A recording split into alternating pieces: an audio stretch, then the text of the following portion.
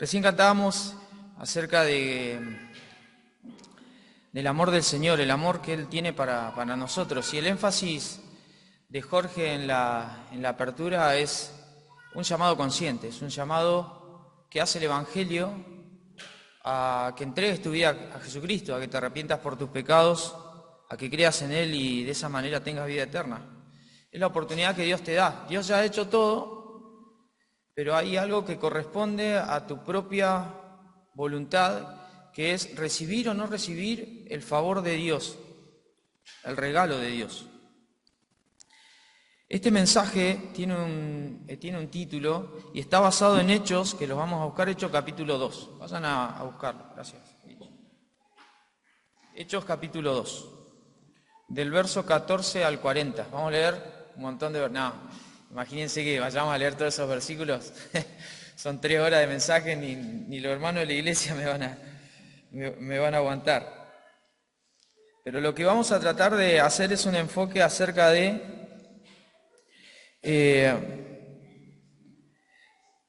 evangelio que confronta y el evangelio que llama al arrepentimiento. Así se llama este sermón. Ustedes saben que hay ventajas cuando uno se prepara para hablar algo acerca de la palabra. Uno puede estar preparado con antelación, en un lugar adecuado. Estamos con un sistema de amplificación que permite que yo hable más o menos sin gritar, ustedes me escuchan bien.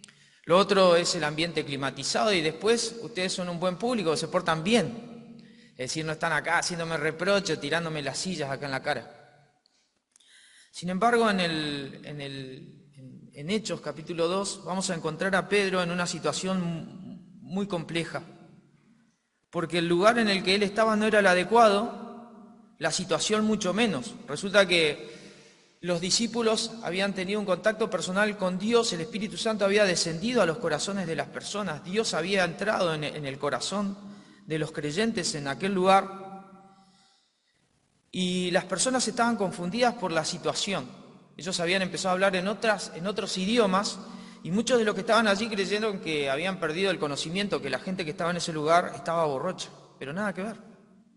Entonces no había micrófonos, no había medios facilitadores, no había un sermón preparado, no había micrófonos, no había un público tranquilo. Todo era hostil para Pedro y para su mensaje, para el mensaje que vamos a escuchar ahora.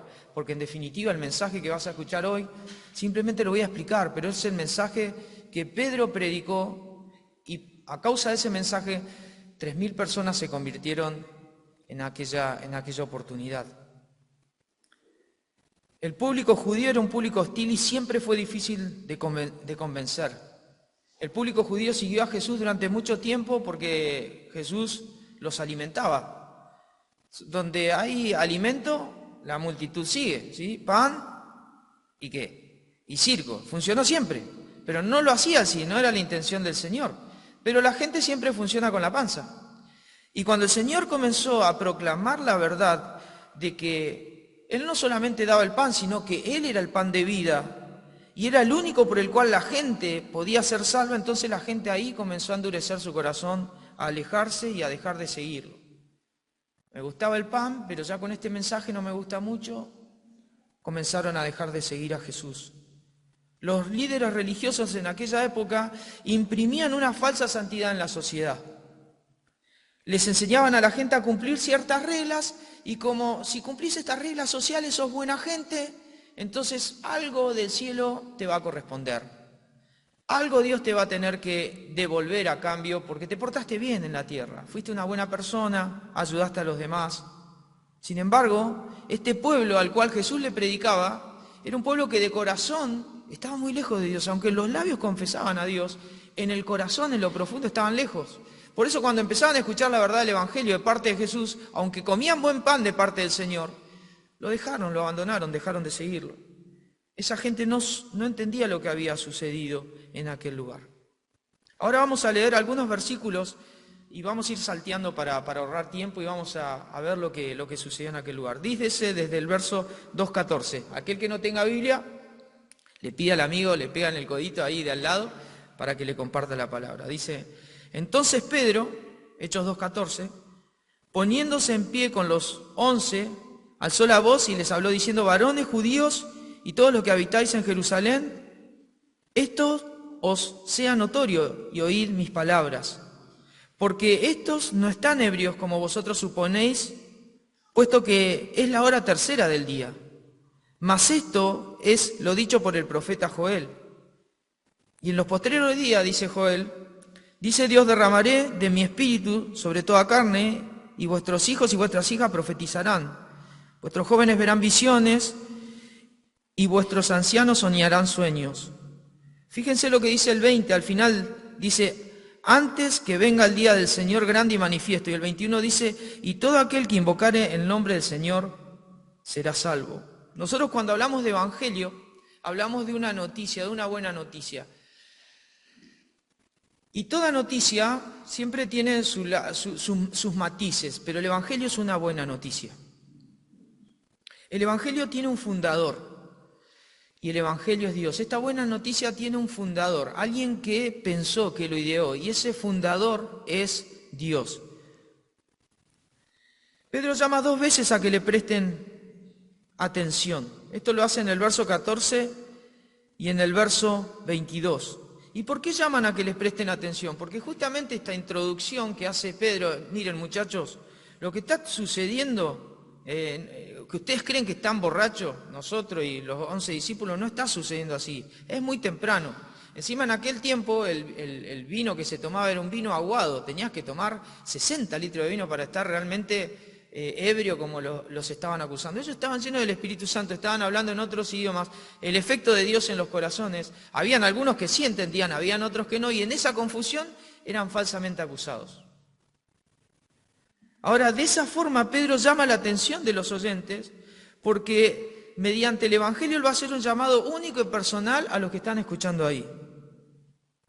El mensaje del Evangelio contiene verdades que son espirituales, que son innegables y son absolutas de Dios.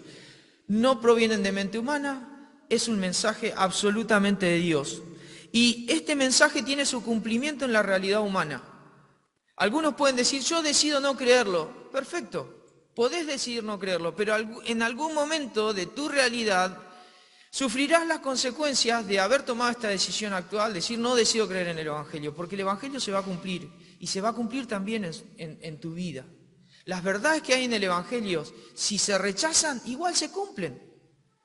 Las expectativas que Dios tiene para los que creen es salvación y vida eterna. Para los que no creen es perdición y condenación. Ambas se van a cumplir. En algún momento la verdad del Evangelio se va a hacer patente en tu experiencia. Pero ¿cuál va a ser tu experiencia?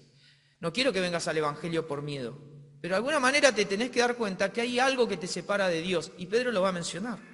La gente que estaba diciendo que ellos andaban borrachos, todavía no comprendían cómo estaba el corazón de ellos con respecto a Dios. Todavía ellos se creían superiores y señalaban a los discípulos que habían seguido a Cristo como personas que eran de rechazar. Sin embargo, Pedro, que no había preparado un sermón, lleno del Espíritu Santo, comienza a recordar cosas que Dios le trajo para que recuerde. Porque en algún momento debe haber tenido que leer algo de Joel, algo del profeta Joel.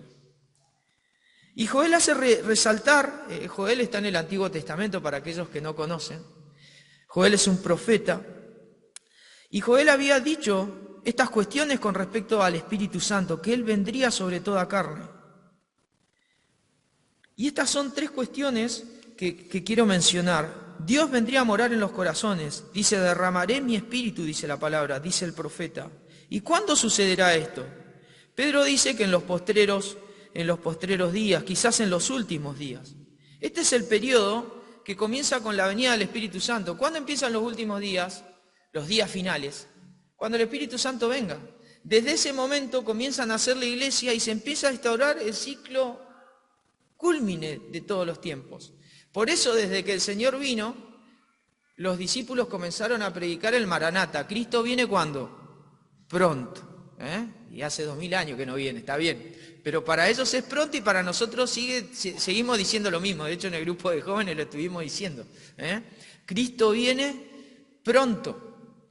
Pero Cristo se hace manifiesto en la iglesia, en la realidad de la iglesia, por medio de su Espíritu. Cristo se predica en la iglesia. Lo que dice Joel es que Dios en algún momento iba a derramar su espíritu sobre toda carne, sobre los hijos e hijas, y estos iban a hablar cosas que pertenecen al ámbito de Dios. Ahora vos me dirás, bueno, ¿y qué tiene que ver eso conmigo? Déjame decirte que las personas que son salvas tienen a Dios en el corazón, y eso es lo que está diciendo Joel. Dios vendría al corazón de las personas que creen en Él. Y Dios viene como una señal de que cuando sucede esto en la realidad de la iglesia, entonces Dios está diciendo en algún momento todo lo que yo dije, todo lo que yo expresé por medio de los profetas, tendrá su cumplimiento.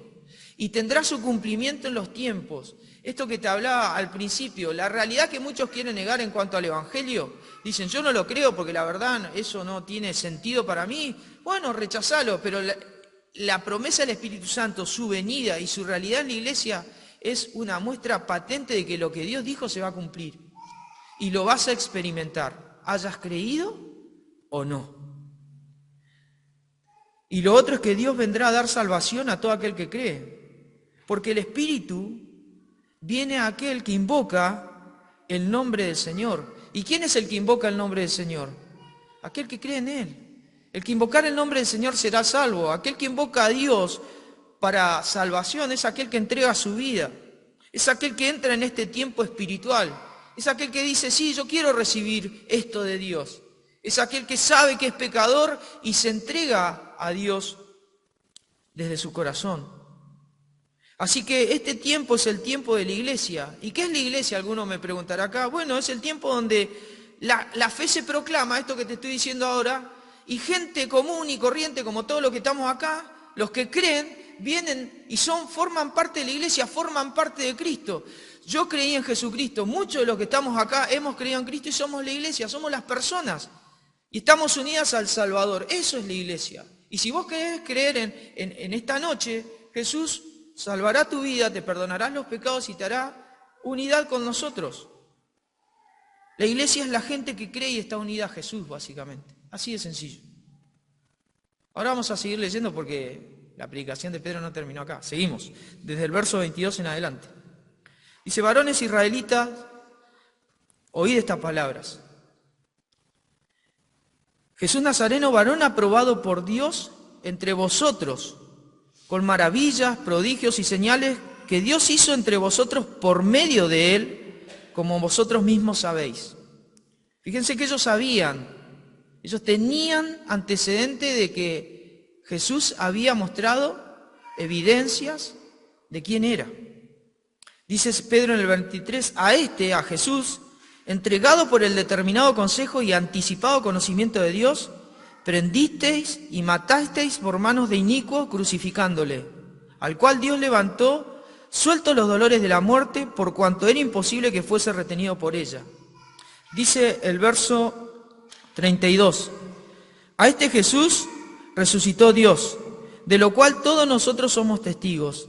Así que, exaltado por la diestra de Dios y habiendo recibido del Padre la promesa del Espíritu Santo, ha derramado esto que vosotros veis y oís. Esto que ellos estaban viendo ahí, esto que ellos creían que ellos estaban borrachos, era la presencia del Espíritu Santo en los corazones. Había sido derramado. Y dice el 34, porque David no subió a los cielos, pero él mismo dijo el Señor a mi Señor, siéntate a mi diestra, hasta que ponga a tus enemigos por estrado de tus pies.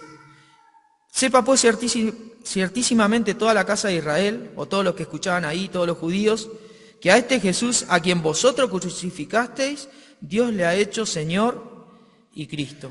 Decíamos al principio que el Evangelio, ¿sí?, tiene un fundador. ¿Quién es el fundador? Dios. Y el Evangelio se predica. Y el Evangelio, cuando se predica, las personas creen, el Espíritu Santo viene a las personas. Y las personas forman una unidad con Dios, forman parte de la iglesia. Lo segundo es que el Evangelio tiene su fundamento. ¿Y cuál es el fundamento? Es que Dios confirma a Jesús como Cristo, como el Mesías y como el Señor. Y esta es la creencia de la iglesia, la creencia trinitaria, lo que estamos aprendiendo con los jóvenes. Que Jesús no es simplemente un hombre. La predicación en el inicio de la iglesia se centró en aquel varón aprobado por Dios. al único el cual la muerte no lo pudo retener, el único que salva realmente si lo invocás, el único que puede perdonar tus pecados, el único que está sentado en el trono de Dios. Hablamos de Jesucristo. Sin embargo, muchos engañadores desde aquel tiempo y aún en este tiempo presentan a Jesucristo ensuciando su nombre, haciendo simplemente de él un mero mártir, un líder filosófico, un filántropo, alguien que te puede enseñar ideas como las de cualquier otro enseñador. Otros le han quitado poder salvador en cuanto al pecado y simplemente hablan de que él sana tu economía, puede sanar tu enfermedad, tu salud mental, puede sanar tus relaciones. Él te sana. Pero la pregunta es, ¿Jesús te puede salvar? ¿Qué dice Dios acerca de Jesús? ¿Jesús puede perdonarte los pecados? ¿Qué distancia hay entre el hoy de tu vida y lo que sucedió hace 2000 años atrás? ¿Acaso estuviste vos en aquel madero crucificando al Salvador? ¿Estuve yo en aquel lugar? ¿Fuimos culpables de eso? ¿Te hiciste alguna vez esa pregunta? Pedro dice que Dios confirma a Jesús como Señor y Cristo a través de los milagros. Él señala que como un facto, ¿vieron esa palabra? Vamos a tirar factos. Bueno, Pedro empezó a tirar ahí muchos factos. Empezó a decirle cosas a los judíos que eran verídicas, que no se podían negar, que habían estado visibles a sus ojos, eran parte de su experiencia. Ellos mismos sabían, ustedes saben, Jesús estuvo entre vosotros y ustedes vieron los milagros, ustedes comieron los panes que salieron de 5 unidades y 2 peces. Ustedes se alimentaron de algo imposible, ustedes vieron cómo resucitó Lázaro, ustedes conocieron cómo los leprosos, cómo los endemoniados eran liberados, ustedes conocieron el poder de Cristo. Hubo mucho testimonio, el Señor tenía poder no solamente sobre la realidad natural, como las enfermedades, tenía también poder sobre la realidad del orden físico. El Señor detuvo la tormenta, caminó sobre las aguas. ¿Quién puede hacer eso? El Señor tenía conocimiento de realidades espirituales. Si dudabas de Él, el Señor podía saber si estabas dudando de Él. El Señor conocía los corazones y aquellos que dudaban de lo que el Señor enseñaba, el Señor les abría la mente y decía, ¿por qué dudan ustedes? El Señor juzgaba correctamente. El Señor tenía poder por sobre lo espiritual. No había demonio que no estuviese sometido a la palabra de Jesucristo. Espero que no haya ningún endemoniado acá, ¿sí? Pero la realidad es que todos los demonios se sujetaban al Señor. Alguna vez los religiosos acusaron a Jesús de que sus milagros eran hechos por el poder de Satanás. Sin embargo, algunos que comprendían verdaderamente la ley, como Nicodemo, sin todavía haber entregado su vida a Jesús, señalaba que nadie podía hacer los milagros que Jesús hacía, las señales que Jesús hacía, si Dios no estaba con él. Así que Jesús no era simplemente cualquier hombre. Dios lo confirmó en su realidad como el Hijo de Dios, como el Señor, como el Dios hecho hombre, ahí por los milagros. Los milagros son cosas que no se pueden explicar, pero sucedieron, fueron real y se dio testimonio de eso. Lo segundo que Pedro dice es que Dios confirma que Jesús es el Señor y Cristo a través de su muerte. Y toca 2 aspectos. Toca uno que tiene que ver con el conocimiento y la voluntad de Dios. Porque nadie podría haber tocado algo de Cristo si no hubiese sido la voluntad de Dios que esto así sucediese. Pero esto que estaba en el control de Dios y en lo permitido y el plan de Dios, no eximía de la responsabilidad que aquellos oyentes estaban empezando a escuchar. Si bien la muerte de Cristo fue un plan de Dios, y esto está profetizado en las Escrituras, en los Salmos, en Isaías, en Zacarías, el Señor les tiene que decir, ustedes lo prendieron y lo pusieron en manos de hombres impíos para que sea asesinado. Ustedes lo hicieron. Jesús nunca podría haber sido víctima de ellos si Dios no lo hubiese establecido. Pero las personas tuvieron que hacer lo que tenían que hacer y fue responsabilidad de cada una de ellas. Ahora Jesús a nosotros no nos exime de responsabilidades. Jesús Adrián Romero canta que él, si hubiera estado allí en aquella multitud viendo al Señor, ¿no?, sufrir, pero él dice en algún momento de la canción, pensándolo más bien, también yo estaba allí. Yo fui el que te laceró, el que lastimó tus espaldas. Yo fui el que te coronó con esas coronas de espina, porque lo que vino a hacer Cristo fue por nuestros pecados.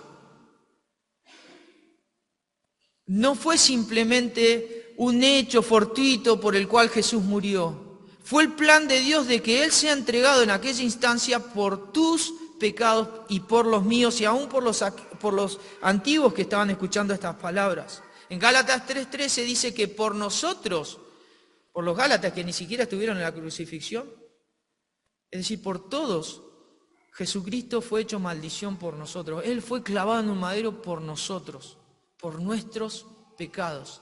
Y aunque no sos parte de aquel evento, la realidad es que tu propio pecado y mi propio pecado han sido la razón por la cual el Hijo tuvo que venir a entregar su vida para salvarnos.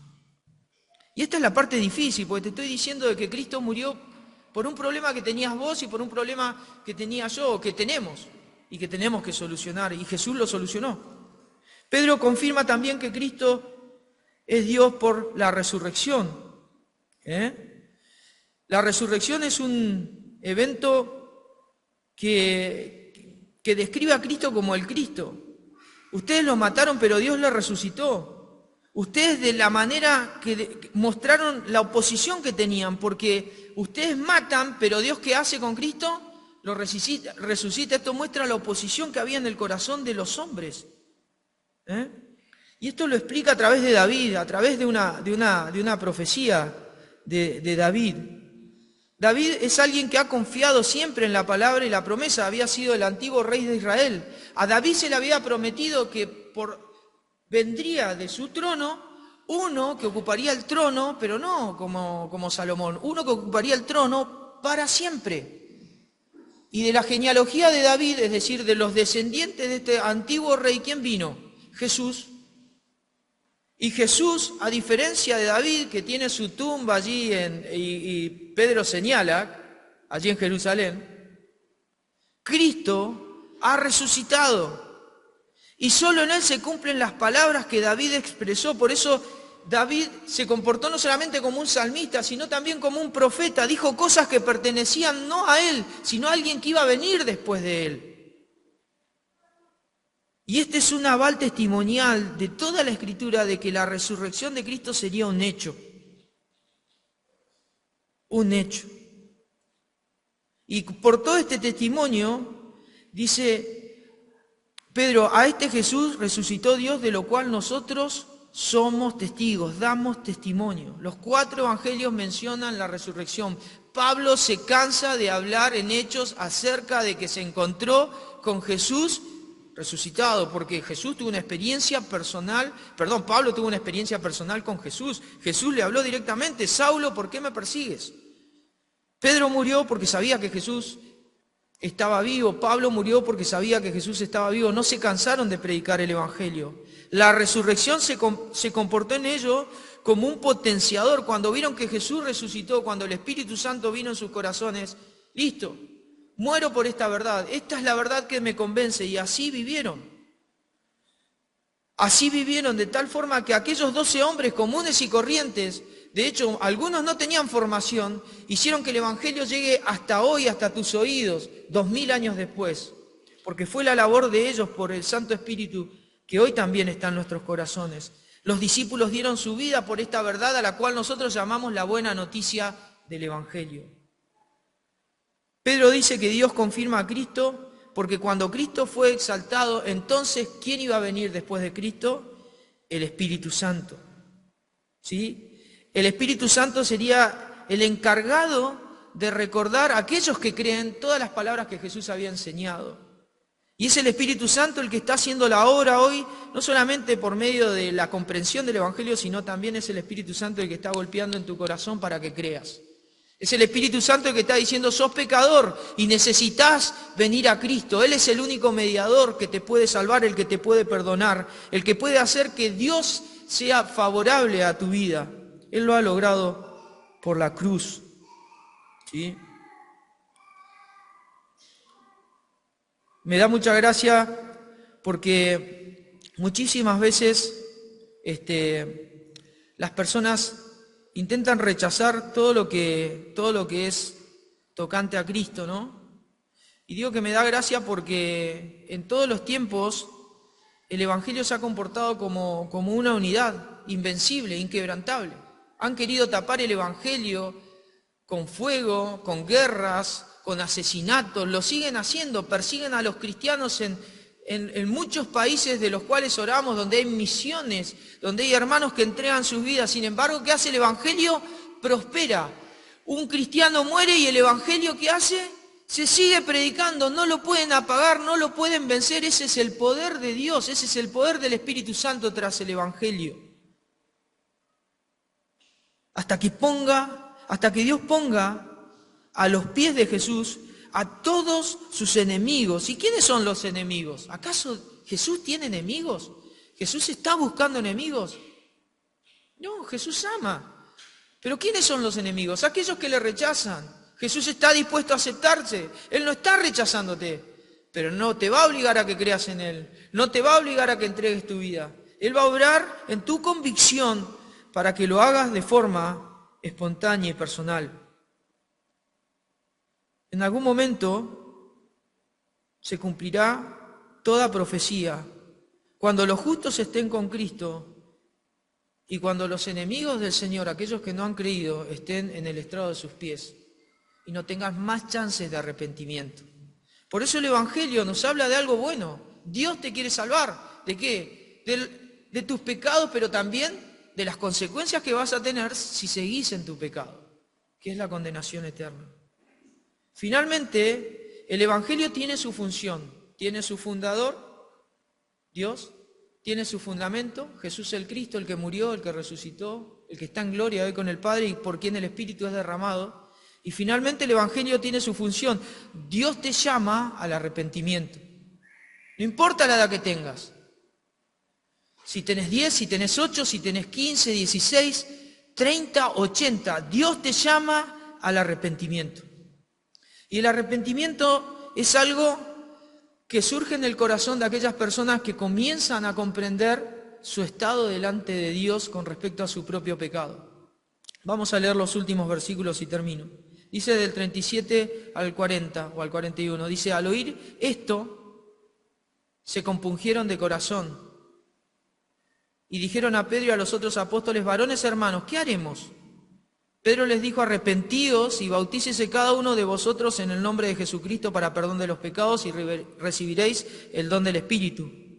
Porque para vosotros es la promesa y para vuestros hijos y para todos los que están lejos, para cuantos el Señor nuestro Dios llamare.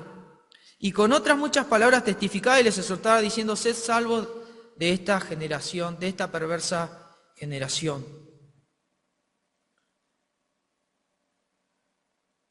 Dios no pasa por alto el pecado, estimado amigo, estimada amiga. Nosotros habitualmente intentamos zafar, cometemos algún error y lo que pensamos hacer es tapar nuestros errores. Siempre lo hacemos natural, tapar nuestra desnudez cuando pecamos, porque es nuestra propia vergüenza. Los pecados siempre los tratamos de tapar. El hombre en el pasado desobedeció a Dios y vivía a expensas de Dios. Y el hombre en el presente sigue haciendo lo mismo. Pero la palabra de Dios lo establece, el alma que pecare, esa morirá. Todos somos pecadores, por tanto, Dios no puede pasar por alto el pecado. Por cuanto todos pecaron, están separados de la gloria de Dios. Lo segundo es que Dios no deja que el pecado gane la batalla. El pecado puede haber ganado una batalla en la realidad del hombre, pero Dios no dejó eso así. Y nos tenemos que dar cuenta que nosotros somos esclavos del pecado. Así que Dios, para ganar la batalla, estableció que su Hijo resuelva el problema universal del pecado. Porque el problema del pecado no es de algunos, sino que es el problema universal, es el problema de todos. Afectó toda la realidad del pecado. Y Dios amándonos aún encima de nuestra hostilidad, porque nosotros le crucificábamos a Él. Allí en la crucifixión había judíos y romanos, había judíos y gentiles, estaba toda la humanidad representada en aquel lugar. Estábamos allí nosotros, nuestro pecado estaba siendo cargado por el Hijo. Y aún en nuestra hostilidad, Dios envía a su Hijo para salvarnos. Mas Dios muestra su amor para con nosotros en que siendo aún pecadores, dice Pablo en Romanos, Cristo murió por nosotros.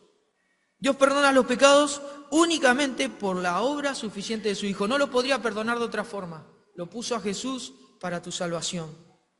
Dios no deja sin oportunidad para que te arrepientas, pero nosotros somos responsables de creer. Lo mismo le dijo Pedro a las personas que escuchaban. ¿Qué vamos a hacer ahora nosotros?, dijeron ellos. ¿Qué podemos hacer ahora? Imagínate la desesperación. Crucificamos al Hijo de Dios, ahora nos damos cuenta. ¿Qué escapatoria tenemos? Matamos al Mesías, aquel que habíamos estado esperando durante tanto tiempo, lo asesinamos. ¿Qué vamos a hacer?, dijeron las personas. Imagínense 3.000 personas desesperadas en aquel lugar. Se dieron cuenta de que estaban mal delante de Dios. El problema del pecado es que te des cuenta de eso, de que estás mal delante de Dios, para que puedas venir a Él y Él te pueda perdonar. Pero si no te das cuenta de esto esencial, ¿de qué vas a ser perdonado? Esto es muy importante porque el Evangelio es un llamado serio, es un llamado al corazón, en lo profundo de tu alma, para que vengas a Él y creas en Él. Dios llama al hombre a que crea en su Hijo Jesucristo como único y suficiente Salvador. Dios perdona los pecados de aquellos que se saben que son pecadores. Si no te sabes pecador, y vas a venir, pero no vas a entender. Te tenés que saber contrito ante Dios. A ellos les dolió en el corazón. Se les compungió, eso significa que sintieron como si un puñal hubiese entrado allí. Les dolió mucho porque habían esperado este Mesías y ellos mismos, con sus propias manos y sus falsas acusaciones, lo habían llevado a la cruz. Pero nosotros también, estimados amigos, hicimos lo mismo. Nuestro pecado también fue parte de aquel problema, porque en aquel madero Jesús pagó el precio por todos los pecados de todas las personas y perdona a todos aquellos que creen en Él. El Evangelio hace un trabajo en tus convicciones. Podemos alejarnos 2000 años de historia, pero no podemos alejarnos en cuanto a nuestras maldades. Dios sigue trabajando en el corazón, tratando de llamar a pecadores para que se arrepientan, para que crean en Jesús y le entreguen sus vidas. El Evangelio hace un llamado que es individual y te llama a una vida de compromiso. Fíjate que acá Pedro habla del bautismo. Y uno dirá, ¿me tengo que bautizar entonces para ser salvo? En realidad, el bautismo es una expresión externa de una realidad interna. El bautismo es una manifestación de lo que ha pasado en tu corazón. Por eso las personas en aquel momento, enseguida que creían, como en los tiempos de Juan el Bautista, se bautizaban, decían, soy cristiano.